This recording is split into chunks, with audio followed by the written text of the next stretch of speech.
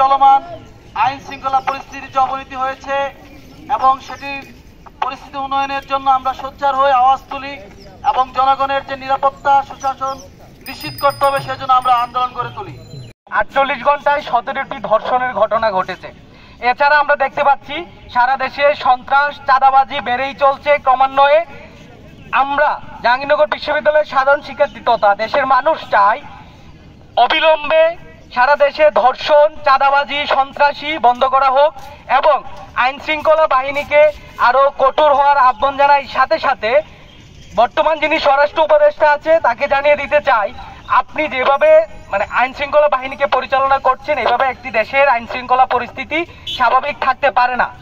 পুরো বাংলাদেশের কোনো জায়গায় নির্বিঘ্নে চলাচল করা যাচ্ছে না, যানমালের কোনো ধরনের নিরাপত্তা নেই, রাস্তাঘাটে সুন্দরভাবে চলাফেরা করা যাচ্ছে না। মনে হচ্ছে এই বুঝি আমাকে চিন্তাই করে নিল সবকিছু।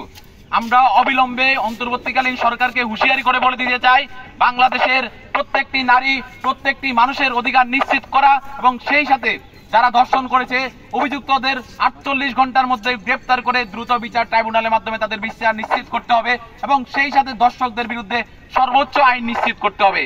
এবং একই সাথে আমরা বলতে চাই বাংলাদেশের ল অ্যান্ড অর্ডার যাতে খুব দ্রুত ফাংশন করা হয়, সেজন্য যাতে স্বরাষ্ট্র উপদেষ্টা তার যে দায়িত্ব সেটি পালন করে, না হলে তাকে টেনে স্টে নামাতে আমরা জাহাঙ্গীরনগর বিশ্ববিদ্যালয় থেকে ঘোষণা দিতে চাই।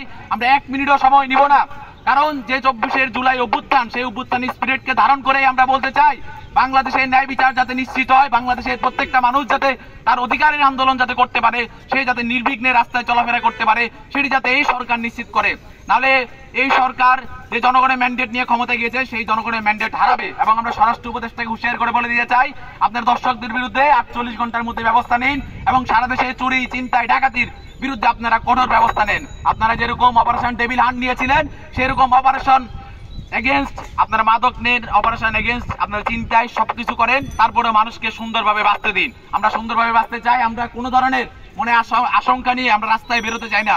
আমাদের মা বোনরা রাস্তায় কোনো ধরনের ধর্ষণের আশঙ্কা নিয়ে বেরোক, আমরা সেটি চাই না। এই 24 জুলাই অভ্যুত্থানকে আমরা সামনে রেখে বলতে চাই, স্বরাষ্ট্র উপদেষ্টাকে আমরা হুঁশিয়ারি করে বলে দিতে চাই, আপনি 48 ঘন্টার মধ্যে ব্যবস্থা নিন, না হলে আপনার গতি থেকে আপনাকে কিভাবে টেনে হিস্টে নামাতে হয় সেটির ব্যবস্থা আমরা করে নেব।